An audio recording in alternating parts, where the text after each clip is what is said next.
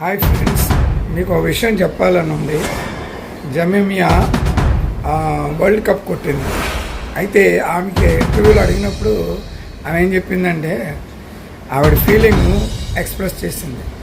యేసు ప్రభుని ఆమె బిలీవ్ చేస్తుంది.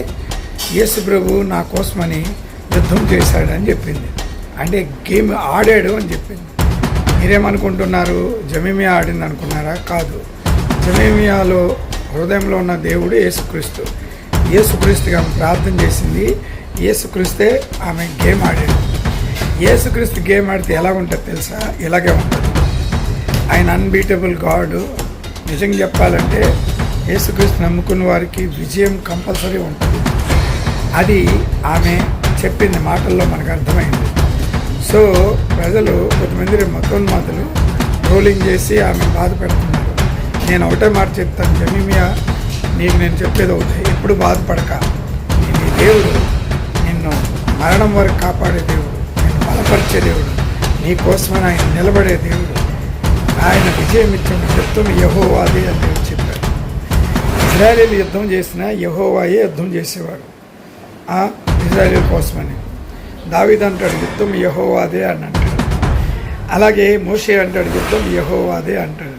నిర్గమకాండం 14:14 మాట చెప్పారు. సో జమీయా, నువ్వేం బాధపడుకో, విజయం ఎప్పుడు కూడా దేవుని బిడ్డలదే.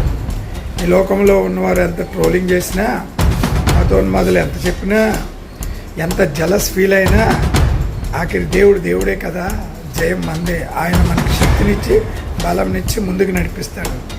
Praise to God and praise to Jesus. And జమీయాకి ఆల్ ద బెస్ట్. నీ లైఫ్లో ఎప్పుడూ నువ్వు గెలుపు నీకు ఉంటుంది. యెహోవా నీ ముందుగా దాటిపడుతున్న దేవుడై ఉన్నాడు. మరి ఎవరైతే ట్రోలింగ్ చేస్తున్నారో వాళ్ళకి ఒక మాట చెప్పదలుచుకున్నాను నేను.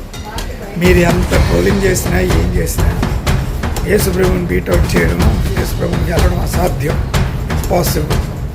యేసు ప్రభువే ఖచ్చితమైన దేవుడు. ఆయన ఖచ్చితంగా ఎవరు నమ్ముకుంటారో వాళ్ళని గెలుపు బాటలో నడిపిస్తారు, విజయం బాటలో నడిపిస్తారు. Thank you very much.